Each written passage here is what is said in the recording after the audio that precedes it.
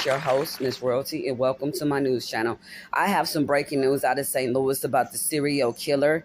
Now, it's on the news now. The only how and why it's on the news is because the girl that y'all listen to from my other news channel, well, from the other scene, she went viral on TikTok stating that all the murders that was going down there and it wasn't getting the news coverage. Well, she went viral and now the news is covering it. But they had one of the prostitutes on there who was friends with one of the women who had got murdered, and she say that she don't think it's a serial killer.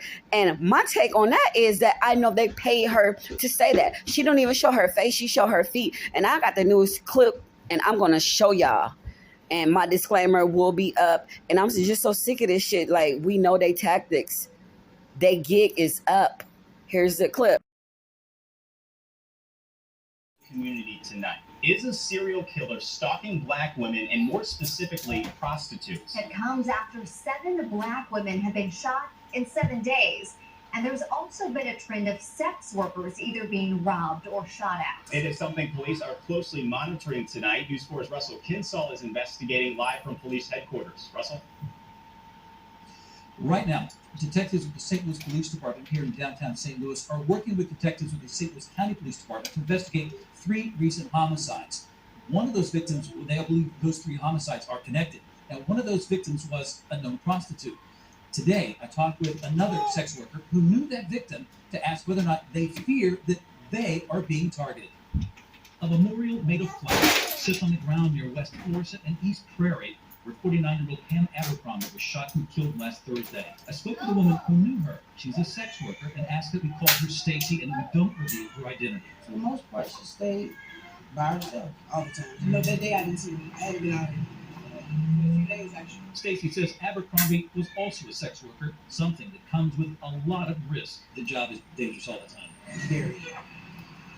Very much so. On Wednesday, police announced Abercrombie's killing is connected to 2 other homicides. So is there a serial killer out there? Well, until we finalize the investigation, we don't want to categorize it as that right now. But with 7 black women shot in 7 days, there's a perception that's getting talked about on social media, like this post on TikTok. And talk about the fact that black women in St. Louis are being intentionally shot and killed. Tyrone Turner is vice president at Better Family Life. So we provide Narcan neighborhood and hotspots. His organization sets up neighborhood triages to hand out Narcan, food and water, and other supplies. It gives them a chance to hear what's happening. He says workers hear about periodic spikes in danger for prostitutes. Seems to be a heightened awareness and get word that there have been a couple of attacks. But is a serial killer on the loose right now? I put that question to Stacy. I don't think that there is a serial killer on the loose. Me personally. Stacy says some sex workers steal from or antagonize their customers. So it's just dumb things they do. So a lot of them, I mean, they endanger themselves. Police say they've got to have the culprits' help to solve these crimes. So if you know anything that can help in these investigations, call the Crime Stoppers Tips Hotline at 866-371-TIPS. Live downtown, Russell Kinsall. Now, my take. Now, you see how they try to water that down? 7 shots in 7 fucking days. They really watered it down, and then they call her a sex worker. What the fuck? A sex worker? You see how they play on words? But anywho, this is the breaking news that I have for y'all today, that showing that how they try to water down all the murders that's happening to black women. It's just such a fucking shame. Now I'm going ahead and wrap this up, and y'all know I'll be back with some more news of our kind on what's really going on in this world.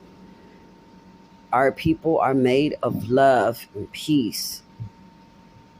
And they just fucked us up. I'll holler back. Peace out.